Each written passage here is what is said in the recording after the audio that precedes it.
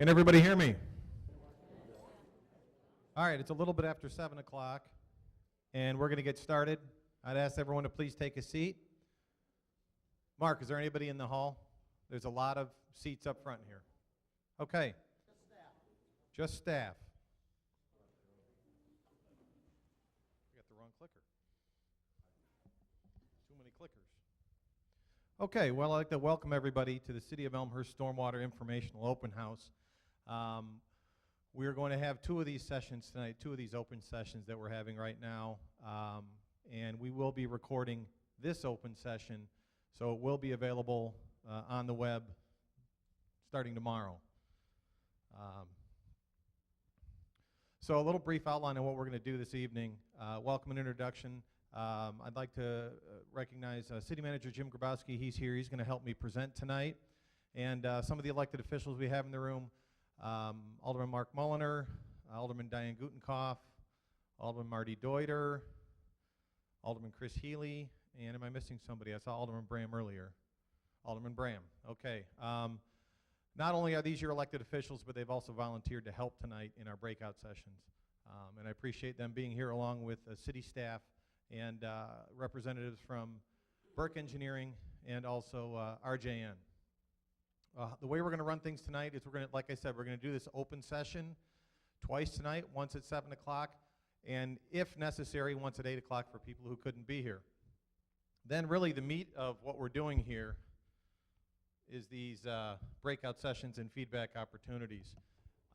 The Elmhurst has a lot of different challenges as it relates to stormwater, both stormwater flooding and also sanitary. And that's why we have so many individual different breakout sessions. And I would venture to say that we have people here interested in every single, individually interested in every single breakout session we have. And that's really what I want to get to as quickly as possible tonight so that you can get your questions answered, not only the problems that we're facing, some of the solutions that we have, and more importantly, your feedback and questions. A brief history of why we're here in this overview session, along with information in our studies. This here really illustrates the challenges that we are facing and have been facing for the last 4 years. Most of you, I don't know if many people remember way back when, 1987, we had that big flood. And that's when the southwest portion of Elmhurst flooded, thousands of homes flooded. And a lot of steps were taken at that time to make sure that that southwest portion of Elmhurst didn't flood again. The primary reason for that flooding was that the creek overflowed. Well, the good news is all the engineering and all the hard work has made it so that the creek hasn't overflowed. Even in successive storms, the creek hasn't overflowed, increasing the height of the creek banks in combination with the use of the quarry, and that has operated as expected. But if you look at this cluster right here, okay, this cluster right here, we've had 5 storms in 4 years that engineers like to call them, this line right here, 100-year events. So this is the duration, however many hours the rain lasted, and how much rain you got here, and here's where you end up with on the graph. I don't call them 100-year events because they happen every year. But that's what we're facing, and that's why we're here tonight. Another piece of information is all of the information really from 2010, when this process really got started, is available on our city website. So ongoing, we have a permanent site located on our website of where you can get not only the information that we're going to touch on tonight, the information that was provided tonight, but also some of the studies that we've done over the past couple of years. So I encourage anybody who wants to get any additional information, it's all available online there. Two of the biggest pieces of information are the studies that we contracted Burke Engineering and RJN Engineering. So Burke, and Christopher Burke is here tonight, and a lot of his engineers are here tonight. Christopher Burke, are you here? He's outside. He's going to come and identify himself.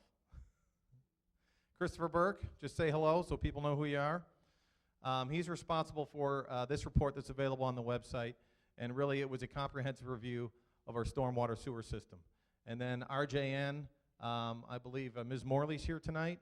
No relation. There she is. And that was a comprehensive review of our sanitary system. So in addition to overlay and flooding, these are the two problems that, the two systems that we have that are facing the most problems. Up until the 1950s, these systems were actually combined in, as one. And that's part of the problem that we face, is that Elmhurst is a mature community, over 150 years old, with infrastructure that's a little old and was planned for 150 years ago. What you're here for tonight really is the breakout sessions. We have them broken up into 5 rooms. Is that right, City Manager Grabowski? 5 rooms. In each room, there's going to be, it's open house style, so we're going to have city staff there, elected officials, and engineers. And what you're going to see are conceptual layouts like this, so potential solutions to those locations, and then you're going to have project fact sheets. And all these fact sheets are being handed out. They're there for you to take home. It gives you a little information, but it also allows you to ask any additional questions if you want, and that's really what we're here for tonight, is to educate everybody as to some of the problem areas in town and how far we've come. A couple other things as it relates to flooding in Elmhurst. Really, we have unique situations all over Elmhurst. The top northeastern part of Elmhurst actually drains toward the highway. That's the Addison Creek watershed.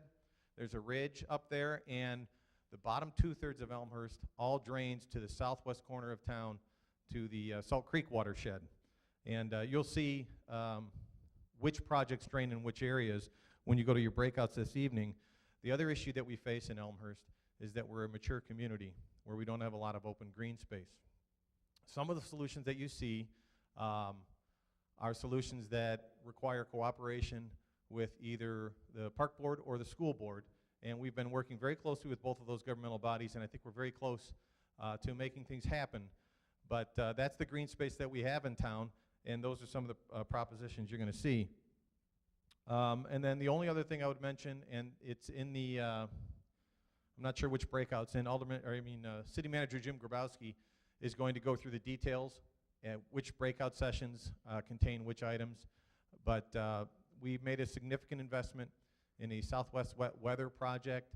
It's a revamping of the sanitary sewer system in the southwest corner of Elmhurst. And it's about a $10 million project, and we're probably about 75% of the way through. We just need to build the tank. So with that, I'm going to turn it over to City Manager Grabowski, and he's going to get into a little detail about the breakout sessions. Thank you.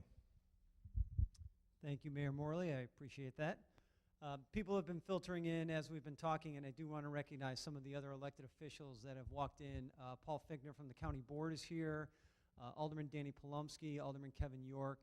Is there anyone else that I missed that walked in after the mayor? Thank you. As the mayor said, we're here to talk about really the two issues that we face. One is the stormwater flooding. The other is the sanitary issues. And as the mayor said,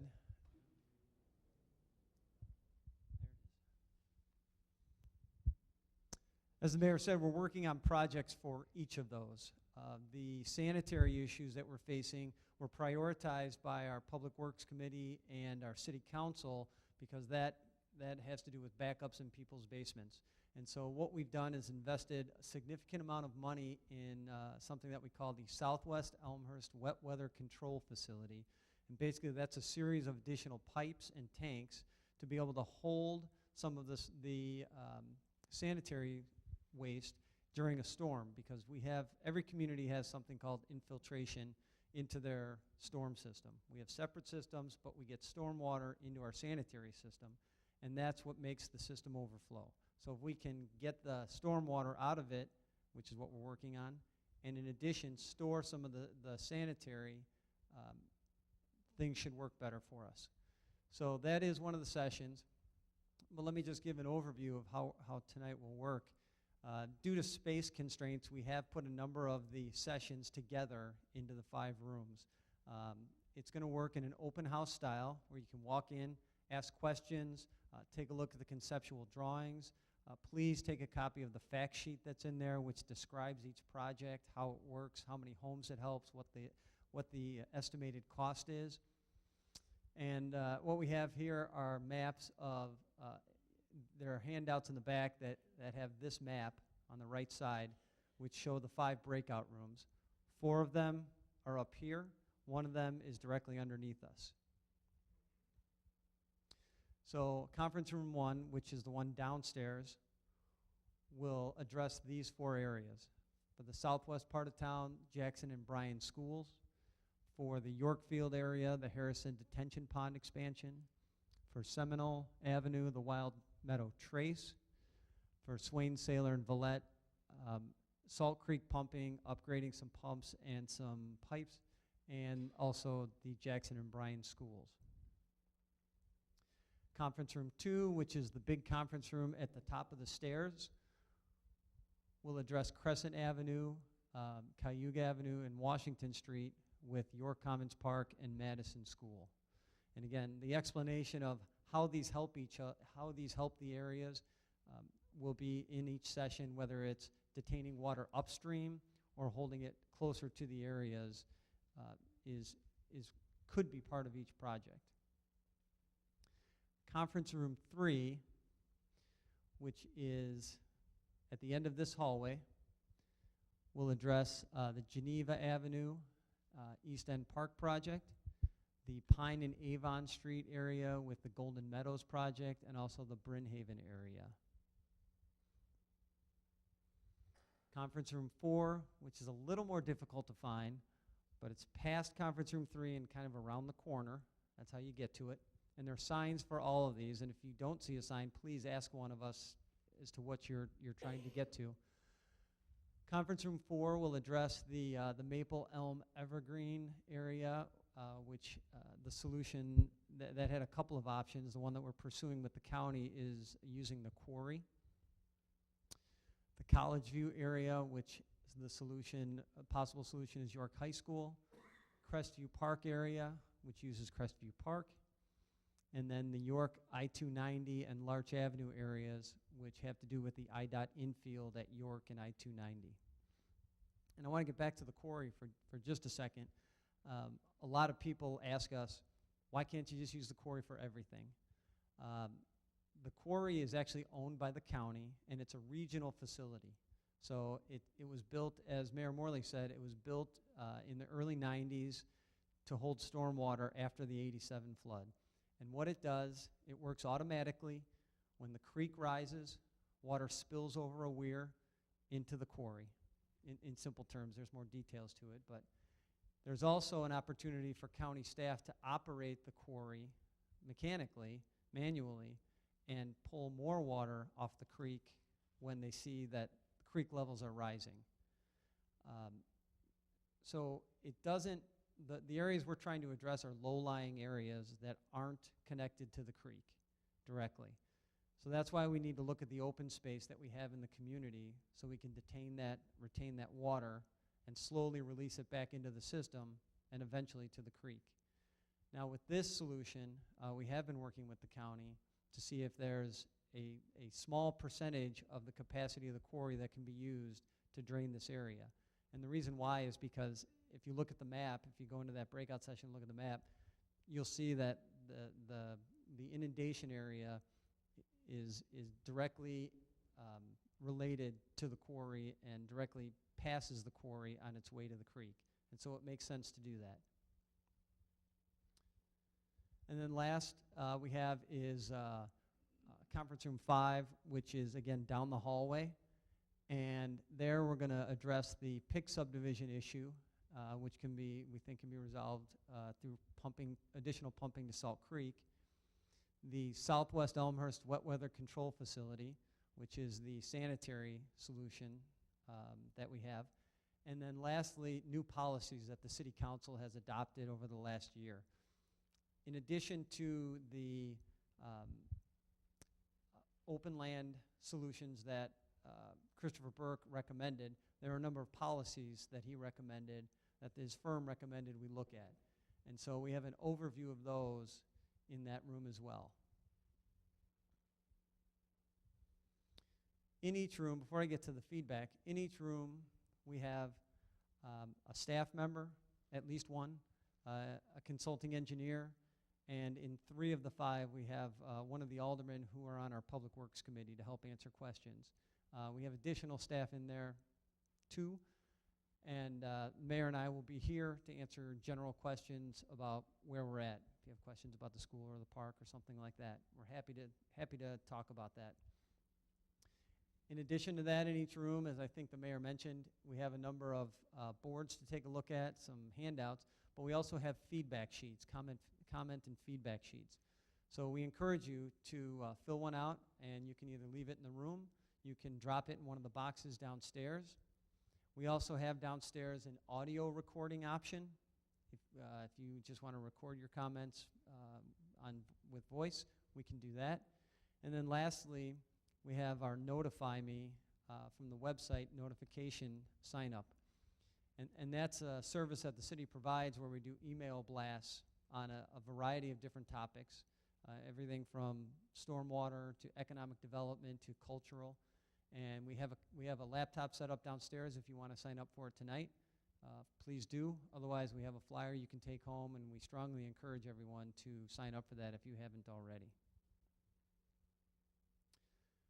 So with that, I would encourage you to go to the sessions and ask as many questions as you want. The last housekeeping, we had planned to go from 7 until 9, but we will stay as long as you would like to ask questions tonight. Thank you all for coming out.